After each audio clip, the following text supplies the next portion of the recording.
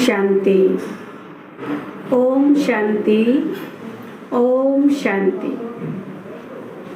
कल हम सब ने सुना कि बाप दादा ने हमें शिक्षा दी कि बच्चे सदा तुम्हारे मुख से मन में बाबा बाबा बाबा चलता रहे। एक सत्य के संग में रहना है, सत्संग से आकर के सत बाबा के संग में आकर के हमें सत्युग में जाना है। इसलिए झूठ कभी भी नहीं बोलना है। बाप पसंद बनना है, लोग पसंद बनना है। तो बाबा ने कहा कोई भी कार्य करते हो पहले देखो, सोचो कि ये मैं जो सोच रहा हूँ, जो करने जा रहा हूँ, ये बाप पसंद है। और बाप पसंद है तो लोग पसंद हो जाएगा और तभी हम विश्व राज्य अधिकारी बन सकते हैं। तो बाबा हमें रोज नित्य नई नई बातें, नई नई शिक्षाएं हमें देते हैं, सिखाते हैं कि हम बच्चे जल्दी से जल्दी तैयार होकर सत्य के लायक बन जाएं। और आज 23 तारीख के बाबा के महावाक्य हैं। 23/10/2020 की मुरली है और बाबा हमें मुरली में रोज नए नए वरदान, नए नए उमंग उत्साह की बातें, नई नई शिक्षाएं देते हैं। शिक्षा भी देते हैं, सावधानी भी देते हैं और समझाने भी देते हैं। तो बाबा ने आज के महावाक्यों में बताया कि बच्चे तुम्हें रूठना नहीं है, किसी को कांटा नहीं लगाना है, दुख नहीं देना है, मुख से ज्ञान रतन ही निकालने। जो अंदर चलता है वो बाहर से निकालना है, गूंगे नहीं बनना है, सेवा भी करनी है। तो आजकल तो इस लॉकडाउन के पीरियड में, ऐसी महामारी के समय में हम सभी ब्राह्मण आत्माएं, बाबा के बच्चे मनसा सेवा भी कर रहे हैं और साथ साथ ऑनलाइन साइंस के माध्यम के द्वारा भी बहुत तीव्र गति की सेवाएं हो रही हैं। बहुत बच्चे बाबा के बन कर के बाबा से बहुत सारे अनुभव कर रहे हैं और जीवन को अच्छा बना रहे हैं। तो आज के बाबा के मधुर बोल महावाक्य हम सब सुनते हैं और बाबा हमें रोज मीठे बच्चे मीठे बच्चे मीठे बच्चे कहता है, कितने प्यार से समझाता है और मीठे मीठे कहकर हमें मीठा बना देता है।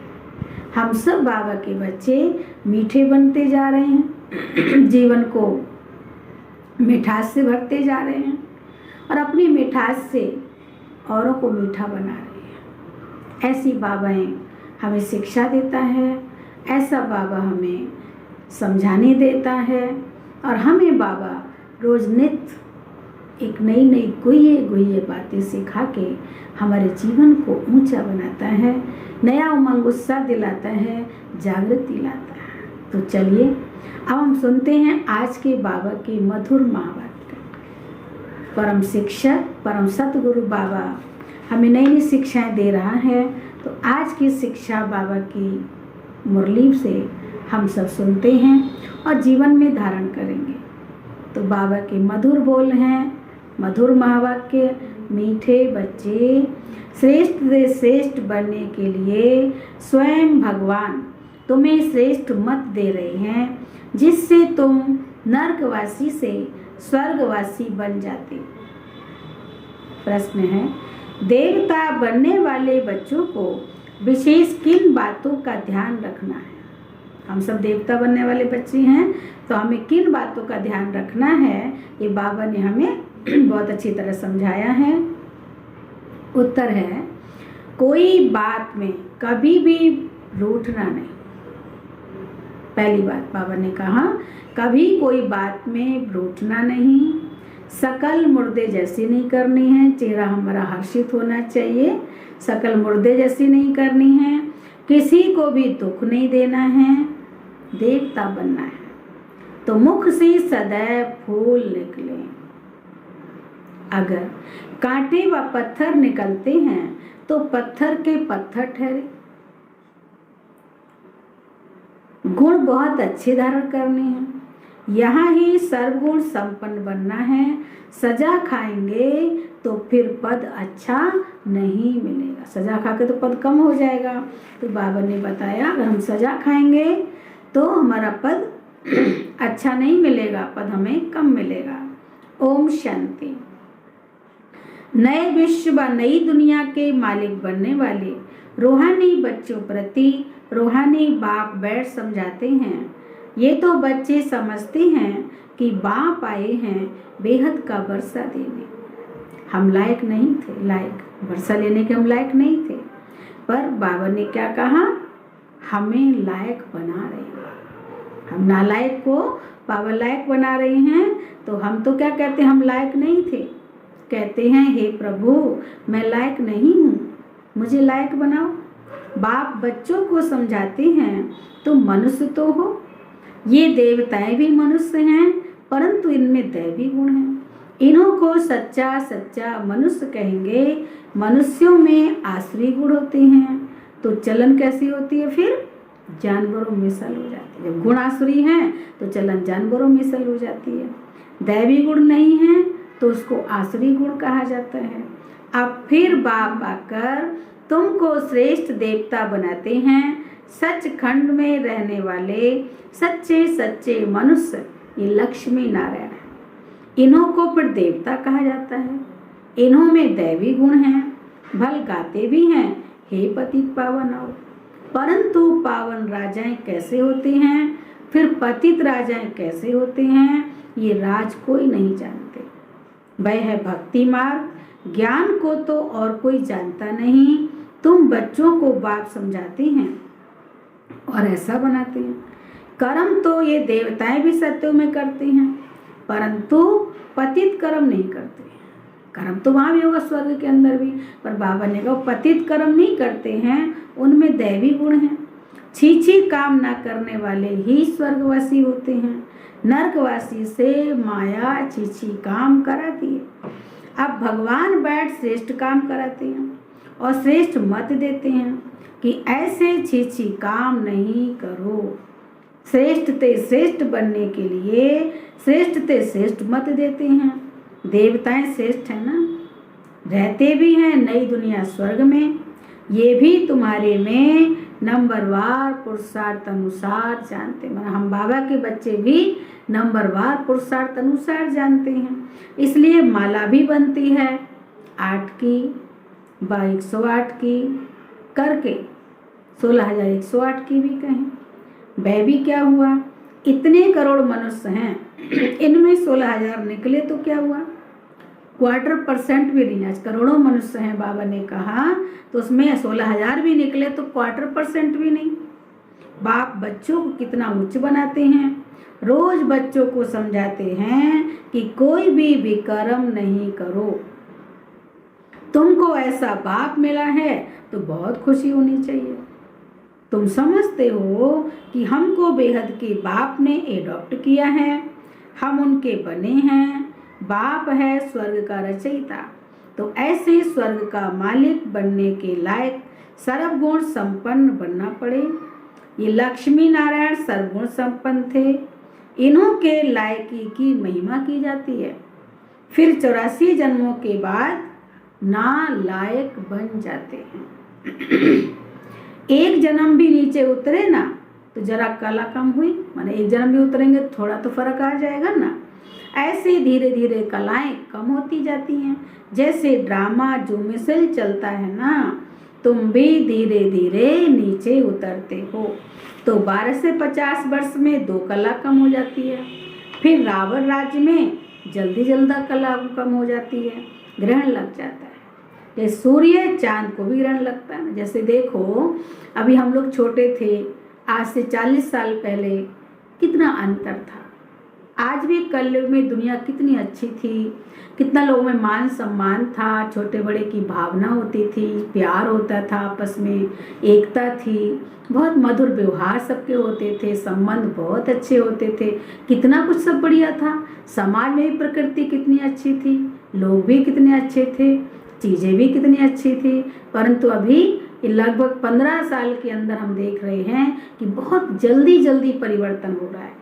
और बहुत परिवर्तन नीचे की ओर जा रहा है। तो बाबा ने जितना रावण राज बढ़ रहा है ना, उतना हम नीचे जल्दी गिरते जा रहे हैं। तो ऐसे नहीं कि चंद्रमा सितारों को ग्रहण नहीं लगता है, सबको इस समय पूरा ग्रहण लगा हुआ है। अब बाप कहते हैं याद से ही ग्रहण उतरेगा। कोई भी पाप नहीं करो। पहला नंबर पाप है दे अभिमान में आना, ये कड़ा पाप है। बच्चों को इस एक जन्म के लिए ही शिक्षा मिलती है, क्योंकि अभी दुनिया को चेंज होना है, फिर ऐसी शिक्षा कभी मिलती नहीं। बैरिस्ट्री आदि की शिक्षा तो तुम जन्म जन्मांतर लेते आए हो, स्कूल आदि तो सदा है ही। ये ज्ञान एक बार मिला बस। ज्ञान सागर बाप एक ही बार आते हैं, वह अपना और अपनी रचना के आदि मध्य अंत की सारी नॉलेज देते हैं। बाप कितना सहज समझाते हैं। तुम आत्माएं पाठधारी हो। आत्माएं अपने घर से आकर यहाँ पाठ बजाती हैं, उनको मुक्ति धाम कहा जाता है। स्वर्ग है जीवन मुक्ति, यहाँ तो है जीवन। जीवन सब जी रहे हैं अभी, पर जीवन में सब बंधे हुए हैं, बंधन में है। तो हमारा जीवन तो है, पर जीवन बंधन में बन गया है। ये अक्षर भी यथार्थ रीति याद करने। मोक्ष कभी होता नहीं। मनुष्य कहते हैं मोक्ष मिल जाए, अर्थात आवागमन से निकल जाएं, परंतु पाठ से तो निकल नहीं सकते। ये अनादि बना बनाया खेल है। वर्ल्ड की हिस्ट्री ज्योग्राफी हूबहू रिपीट होती है। सतयुग में वही देवता आएंगे, फिर पीछे इस्लामी बौद्धी आदि सब आएंगे। ये ह्यूमन झाड़ बन जाएगा, इनका बीज ऊपर में है। बाप है मनुष्य सृष्टि का बीज रूप। मनुष्य सृष्टि तो है ही, परंतु सतयुग में बहुत छोटी होती है, फिर धीरे धीरे बहुत वृद्धि होती जाती है। अच्छा, फिर छोटी कैसे होगी?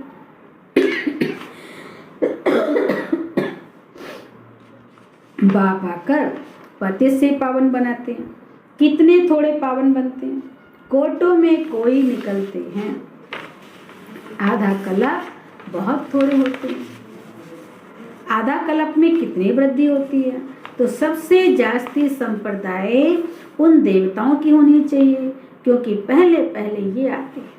परंतु सनातन धर्म वाले क्या हो गए हैं, और धर्मों में चले जाते हैं, क्योंकि बाप को भी भूल गए हैं। ये है एक गज भूल का खेल। भूलने से कंगाल हो जाते हैं, भूलते भूलते एकदम भूल जाते हैं। भक्ति भी पहले एक ही करते हैं, क्योंकि सर्व की सदगति करने वाला एक है। फिर दूसरे किसी की भक्ति क्यों करनी चाहिए? ये लक्ष्मी नारायण को भी बनाने वाला तो शिव है ना, कृष्ण बनाने वाला कैसे होगा? ये तो हो नहीं सकता। राजयोग सिखलाने वाला कृष्ण कैसे होगा? वह तो है सत्युग का प्रिंस। कितनी भूल कर दिए, बुद्धि में बैठता नहीं है। अब बाप कहते हैं, बाबा हमें शिक्षा की, एक तो मुझे याद करो और दूसरा दैवी गुण धारण करो। कोई भी प्रॉपर्टी का झगड़ा आदि है तो उनको खलास कर दो। झगड़ा करते करते तो प्राण भी निकल जाएंगे। बाप समझाते हैं, इसने छोड़ा तो कोई झगड़ा आदि थोड़ी किया। ब्रह्मा बाबा ने छोड़ा तो झगड़ा आदि थोड़ी किया। कम मिला तो जाने दो, छोड़ दो उसको। उसके बदले कितनी राजाई मिल गई। बाबा बताते हैं, मुझे साक्षात्कार हुआ विनाश और राजाई का, तो कितनी खुशी हुई। बाबा को साक्षात्कार विनाश का भी हुआ, सत्युग की राजाई का भी हुआ। बाबा बहुत खुशी हुई कि हमको तो विश्व की बात सही मिलनी है। तो ये सब क्या है? ऐसे थोड़ी कोई भूख मरेंगे। बिगर पैसे वाले भी पेट तो भरते हैं ना। मम्मा ने क्या लाया? मम्मा तो एक ड्रेस से कुछ लेके नहीं आई थी। मम्मा ने क्या लाया? कुछ लाया क्या? कितना मम्मा को याद करते हैं। मतलब यहाँ पर पैसे की लेने देने की बात नहीं है, यहाँ पर बाबा ने पुरुषार्थ की बात है। तो मम्मा कुछ लेके नहीं आई स्थूल में, पर मम्मा ने इतना पुरुषार्थ किया, इतना मेहनत की कि नंबर 1 चली गई। सब उसे याद करते हैं। बाप कहते हैं याद करते हो, ये तो ठीक है, परंतु अभी मम्मा के नाम रूप को याद नहीं करना। याद करना है, पर उसके नाम रूप में नहीं फंसना। बाबा ने कहा हमको भी उन जैसी धारणा करनी। मम्मा कैसे इतने आगे गई, कैसे पुरुषार्थ किया, हमें वो करना है। पर मम्मा को याद करके दुखी थोड़ी होना, फंसना थोड़ी है। मम्मा के जैसा बनना है पुरुषार्थ करके, कि हम भी मम्मा जैसे अच्छा बनकर गद्दी लायक बने। सिर्फ मम्मा की महिमा करने से थोड़ी हो जाएंगे। बाप तो कहते हैं माँ में कम याद करो, याद की यात्रा में रहना है, मम्मा जैसा ज्ञान सुनाना है। मम्मा की महिमा का सबूत तब हो जब तुम भी ऐसे महिमा लायक बनकर दिखाओ, तो हम सबूत दे सकेंगे। हमने जैसे मम्मा ने किया ऐसे हम भी महिमा लायक मम्मा जैसे बनकर दिखाएं, बनकर दिखाओ। सिर्फ मम्मा मम्मा कहने से पेट नहीं भरेगा, और ही पेट पीठ से लग जाएगा। शिव बाबा को याद करने से पेट भरेगा, इस दादा को भी याद करने से पेट नहीं भरेगा। याद करना है एक को, बलिहारी एक की, युक्तियां रखनी चाहिए सर्विस की। सदैव मुख से फूल निकलें, अगर कांटे पत्थर निकलते हैं तो पत्थर के पत्थर ठहरे। कई भाई बहने ज्ञान में चलते हैं लेकिन अपना जीवन में सुधार नहीं लाते हैं, बोली में सुधार नहीं लाते हैं, तो वैसे ही बहुत बोलते हैं। तो बाबा ने कहा हम वही भाषा पुरानी है, तो फिर पत्थर के पत्थर ही ठहरे। यहाँ बच्चे आते हैं, यहाँ तो बहुत अच्छे गुण धारण करने, तुमको यहाँ सर्वगुण संपन्न बनना है। सजा खाएंगे तो फिर अच्छा पद नहीं मिलेगा।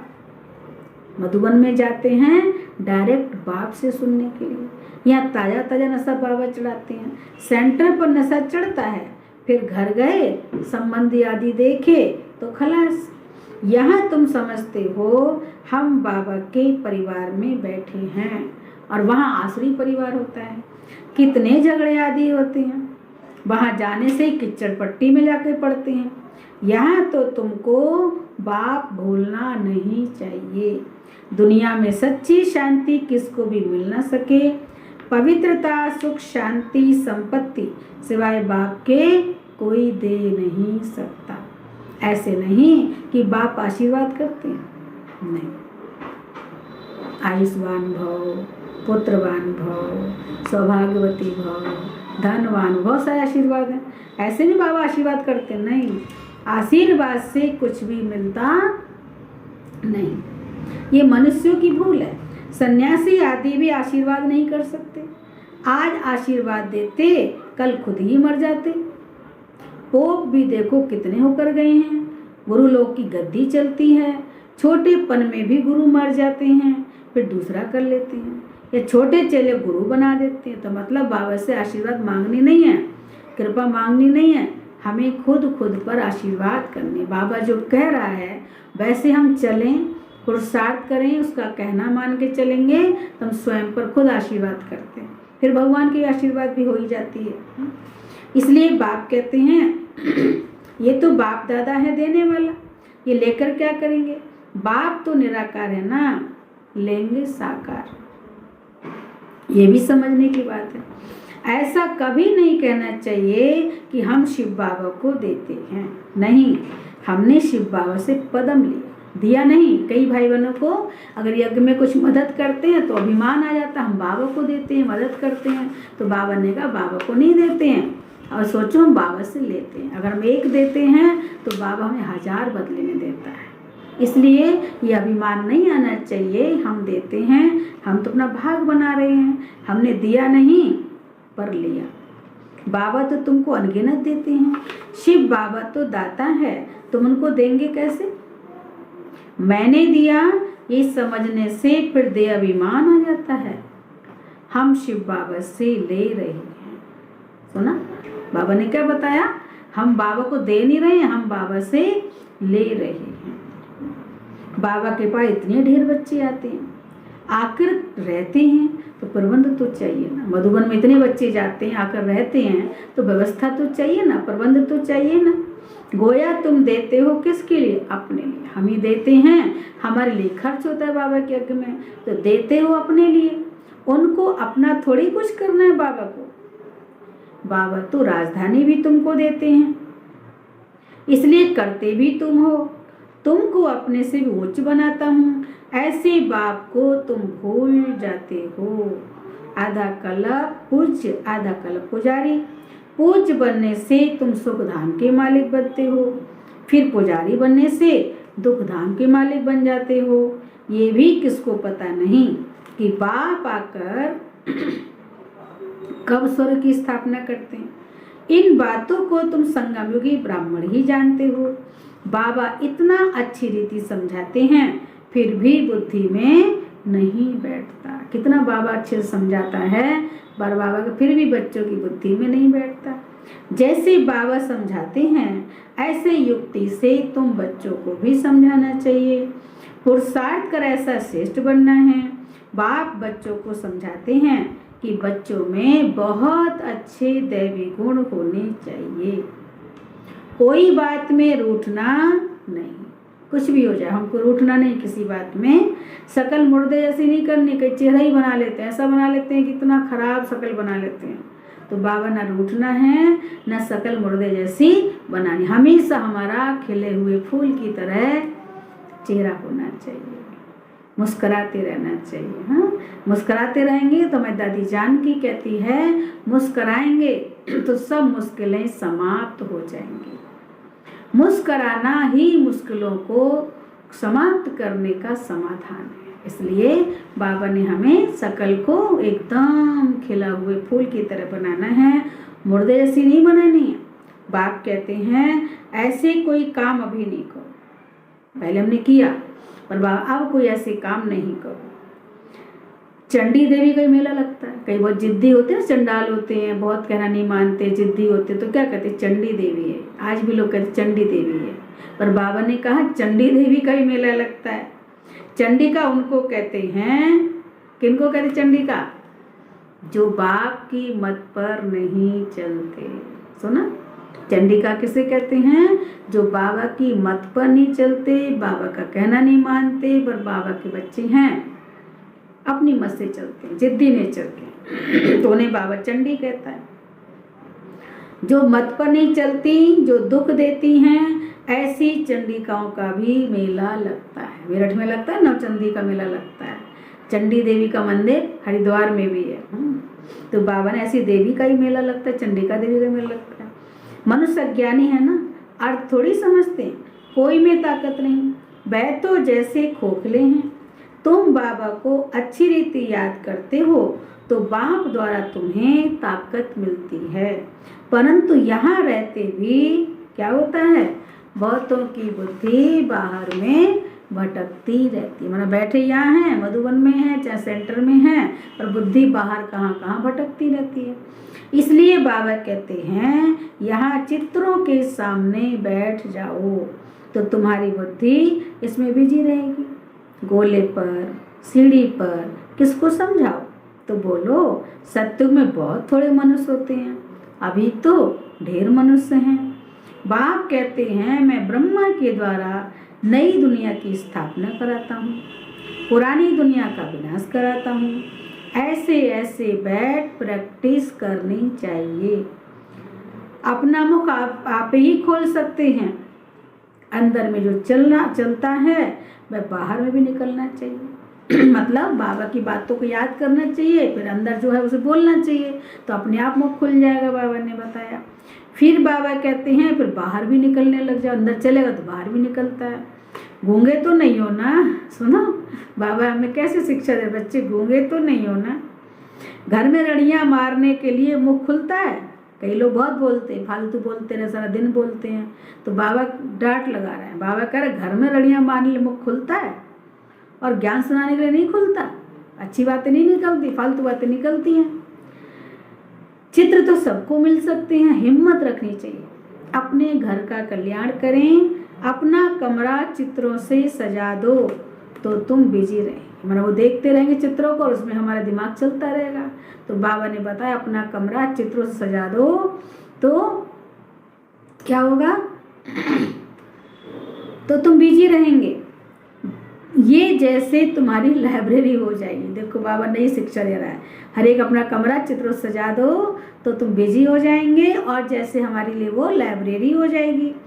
दूसरों का कल्याण करने के लिए चित्र आदि लगा देना चाहिए। जो आए उनको समझाओ तुम बहुत सर्विस कर सकते हो, थोड़ा भी सुना तो प्रजा बन जाएंगे। बाबा इतनी उन्नति की युक्तियाँ बतलाते हैं, बाप को याद करो तो तुम्हारे भी कर्म विनाश होंगे। बाकी गंगा में जाकर एकदम डूब जाओ तो भी विकर्म विनाश नहीं होंगे। माना बाबा ने बताया कि विकर्म विनाश जो होंगे बाबा को याद करने से होंगे। बाकी को सोचते गंगा में नहा के विकर्म विनाश होंगे, तो बाबा ने कहा तुम डूब भी जाओ ना तो भी विकर्म विनाश नहीं होंगे। ये सब है अंधश्रद्धा। गंगा नहा के विकर्म, पाप कर्म नहीं खत्म। लोग सोचते हैं पाप कर्म किए हैं, स्नान, गंगा स्नान कर लो पाप खत्म हो जाएंगे, पर बाबा ने नहीं बताई ये बात कि पाप खत्म पानी में नहाने से नहीं होते हैं। एक भजन गाते हैं, तरेगा वही जिसके हृदय में हर है, फूल चढ़ाने से नर तर जाता, वो भौरा क्यों नहीं तरता जिसका फूलों में घर है, तरेगा वही जिसके हृदय में हर है। मक्खन चढ़ाने से नर तर जाता,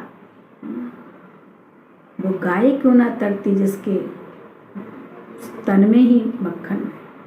इस तरह पूरा गीत भजन बनाया हुआ है कि मतलब कहने का ये बाबा के सीधा सीधा कि गंगा नहाने से हम नहीं तर सकते, पावन नहीं बन सकते हैं।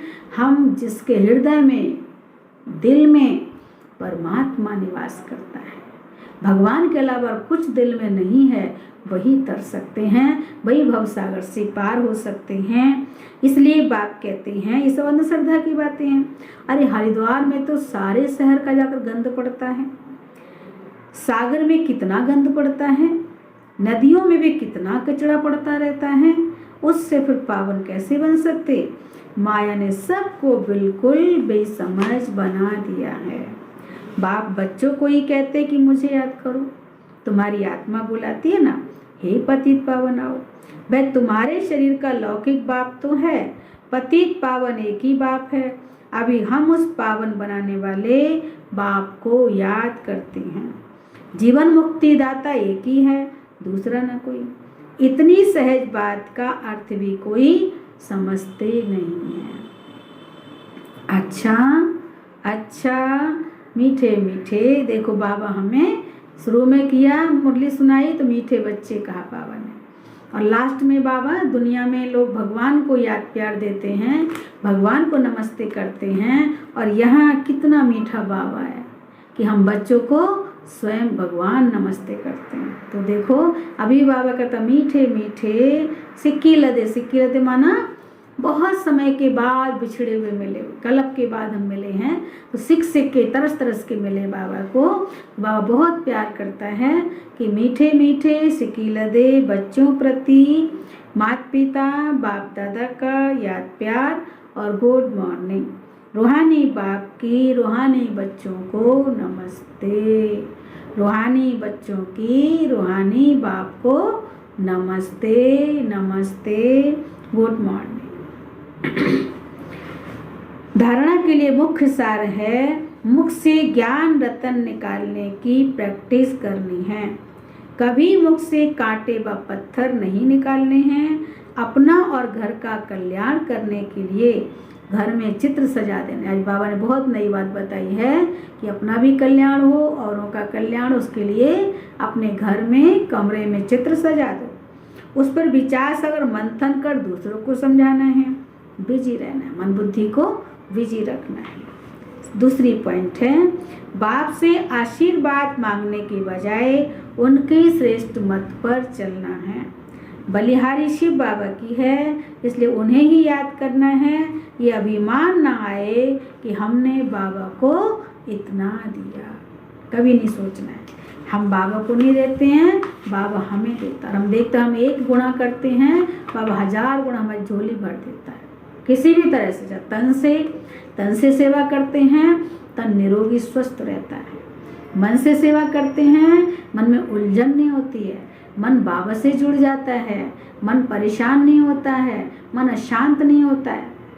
और धन बाबा सेवा में लगाते हैं तो धन की कभी कोई कमी नहीं होती है। बाबा हमें 10 के बदले 1000 लाख अपने आप देता है, यहाँ भी कमी नहीं होती।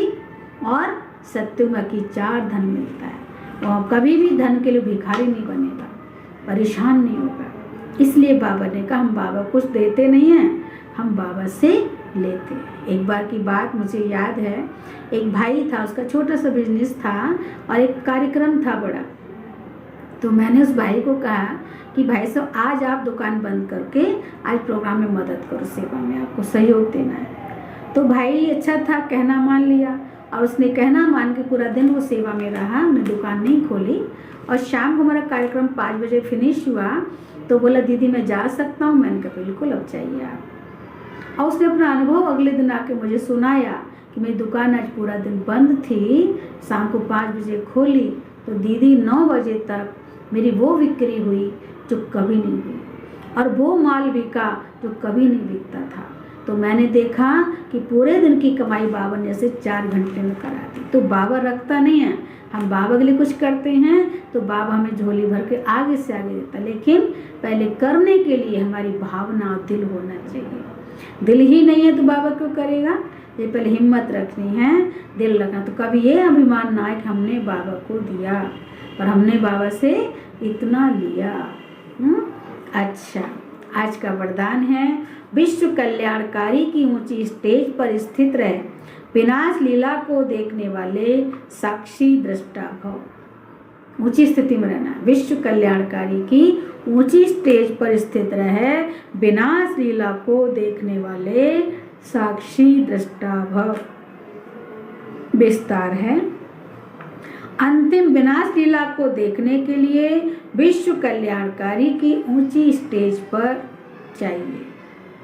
अंतिम विनाश लीला की सीन को देखने के लिए विश्व कल्याणकारी की ऊंची स्टेज चाहिए, जिस स्टेज पर स्थित होने से देह के सब आकर्षण अर्थात संबंध, पदार्थ, संस्कार, प्रकृति के हलचल की आकर्षण समाप्त हो जाती है। जब ऐसी स्टेज हो तब साक्षी दृष्टा बन ऊपर की स्टेज पर स्थित हो। जब हमारी इतनी ऊंची स्थिति हो तब साक्षी दृष्टा बन ऊपर की स्टेज पर स्थित हो। शांति की शक्ति की किरणें सर्व आत्माओं के प्रति दे सकेंगे। स्लोगन है, ईश्वरीय शक्तियों से बलवान बनो तो माया का फोर्स समाप्त हो जाएगा। ईश्वरीय शक्तियों से बलवान बनो तो माया का फोर्स समाप्त हो जाएगा।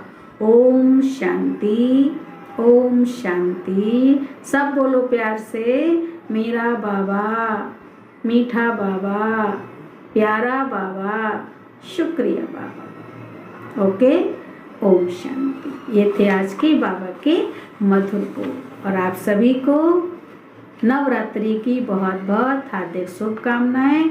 आप सब भी देवी जैसे देवता बन जाएं, ऐसा हमें पुरुषार्थ करना है। देने वाला देना ही है, देना ही है। बस देते रहेंगे तो देवता बन जाएंगे, देते रहेंगे तो हम माला माल बनते जाएंगे, गुण हम में आ जाएंगे। ओम शांति, ओम शांति, ओम शांति।